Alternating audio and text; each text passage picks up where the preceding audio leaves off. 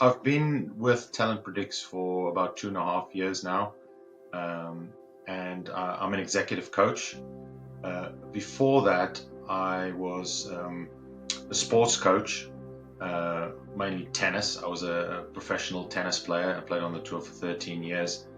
And so, yeah, I studied business psychology, organizational psychology. So I've always been really interested in psychology and also performance, how the psychology affects performance and how you can get the best out of yourself. So helping people to achieve that. And I did the assessment myself about just over 2.5 years ago with James Brook, and I found it really helpful. And so I started using it on my clients. So yeah, it's been a really interesting journey.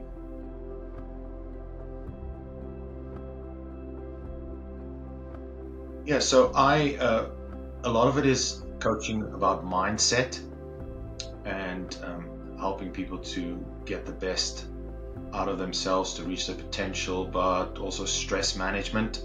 I feel I'm quite strong in that area because when I was playing, for instance, I developed strategies um, to manage stress and also to perform better under those stressful conditions. So yeah, that's some of the areas I work in, and how TalentPredix helps that is in performance. I've always believed in focusing on your strengths.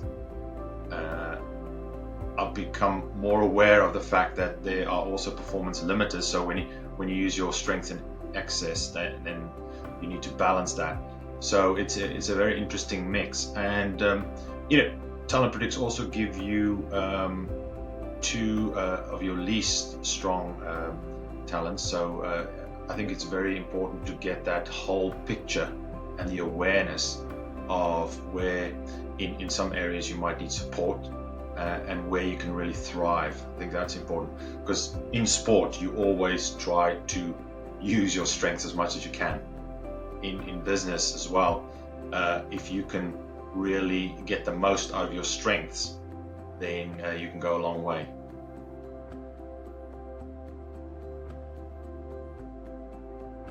I think the other thing that makes TalentPredix unique is the fact that you're also focusing on career drivers, and especially if you're looking at long term. If somebody's going to be happy and fulfilled in their role, they need to have the correct motivation to keep them going, and then aligning that with your values. So one of my favorite pages is the best self DNA, where you can line up your 5 strengths with the 3 career drivers and the 4 values. But how it fits into my coaching is really, I do work a lot on behavior. And so when you're thinking about behavioral strengths, that normally gets people to thrive, but you also need to be aware of those performance limiters.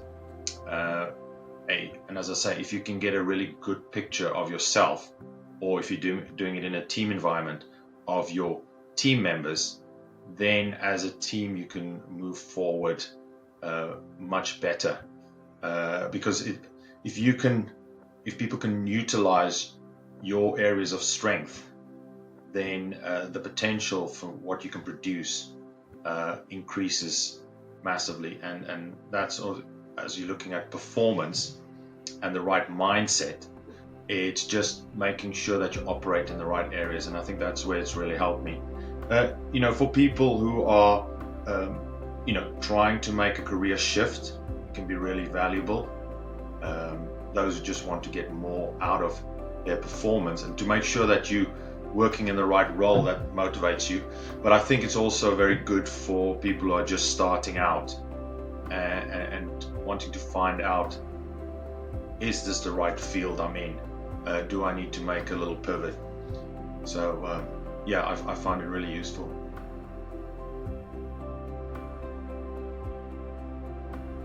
When I did my TalentPredix profile, when I looked at it and I went through it with James, I really realized that some of my strengths are also areas that I need to be a little bit careful of, because, for instance, resilience, that was one of my top strengths. Looking back, I probably realized that I've stayed in the same role for too long before, because I have that ability to just persevere and keep going. And so looking back, if I'd done it earlier, I probably would have pivoted my career a little bit earlier. And so then I realized that what I always saw as a strength in just persevering and having that great resilience probably meant that I stuck to the same thing for maybe a little bit too long. I should have gotten the idea that maybe it's time to switch. I mean, it wasn't for a very long period, but it was significant. And so then I was aware to apply that with some of the people I work with, especially if you're looking at athletes. I think a lot of them have quite a bit of resilience, and they have a lot of focus. So if you really very focus, I'm also very focus orientated, you can sometimes narrow your focus too much and not seeing the other options.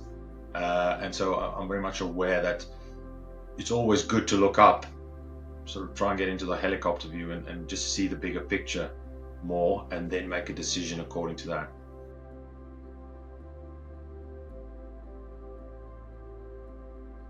It's definitely helped for me to understand my drivers. I think a lot of people are not necessarily aware of what their underlying motivators are, and I think this has highlighted it to me.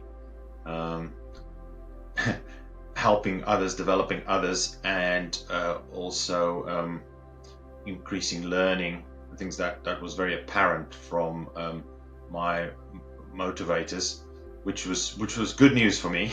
So I realized in coaching I was in the right field. But yeah, as I say, in the short term, you might be able to operate in an area where you probably are not as comfortable, but in the long term, you really need that motivation. And I think when I realized what my career drivers were, it sort of settled me to realize I was in the right field. And I have seen it with my clients as well. Once they realize that, hey, I think what I'm doing is really motivating, and it's going to motivate me for a long time, and it's aligned with my values, then it reassures them. I think one of my other areas, which I probably wasn't as aware of, personal growth. I just thought, that's what people do. You want to find out, you want to improve. But I realized that was quite high in relation to other people's scores in those areas. So I think it highlights it for you, and you also know that if you are motivated, you will thrive in that area. But it's also good to realize that some of the things that you take for granted are actually unique, and then help you to focus on that more. I think it really helped me to reassure me, because I changed roles, that I am actually in the right role. I do like to serve other people. I like to help other people. That clearly showed up in my career drivers. And so I was ready to do more of it.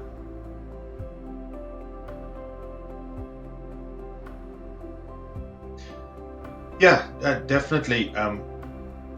Some of the insights I found with myself, they also align to what I found with others, and because we are all so unique, it was quite interesting, because I had one or two clear weaker areas. Some people are surprisingly very balanced all the way around, but mostly people can find areas where they are slightly weaker, and then it's easier for them to focus on their strengths. It was quite good for me to see that some of my really successful leaders, they were very high up on their scores in the leading, understanding others, making connections, etc. areas. And again, that was reassuring for them as well, because especially people who are quite restless, they will always look for satisfaction in different areas. They focus on one thing and then they'll think the grass is greener on the other side, so they're constantly looking for other things. And I think that can settle them down if they know that they are operating in the right area, they're doing the right thing.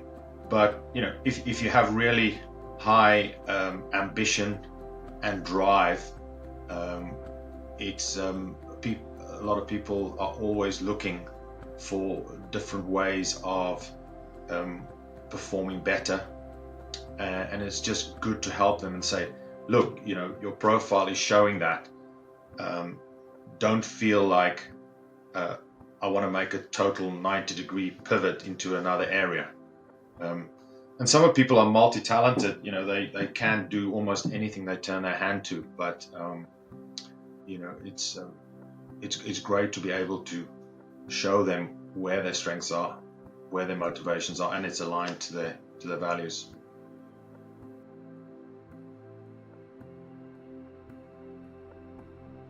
Recently, I worked with someone who really struggled with confidence, self-confidence and self-belief. I think it was just the fact that they've been in their role for a long time, and because of that problem, they didn't really share with others what they're achieving on a day-to-day basis, and she was kind of stuck at that point. And it was great to pull out those strengths. She did a timeline exercise where you have to also remember all your good performances from the past and to align them with the strengths that TalentPredix clearly showed. It helped her to build those memories and the self-belief. So we did it over a number of weeks to basically to relive the memories and also to articulate to herself, these are my strengths, this is what I can do, this is what I'm capable of. And within a very short space of time, she started being more vocal at work about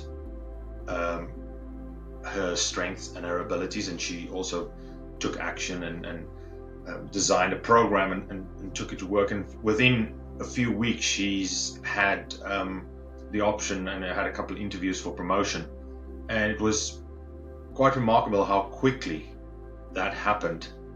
But it started with her seeing exactly what her strengths were, understanding them, also realizing the excess behaviors, because there was a lot of boldness that sometimes held her back. But it was quite a fast change. So I was really impressed by how quickly that happened, taking it from a position where she was really stuck to possibly getting a really fast promotion.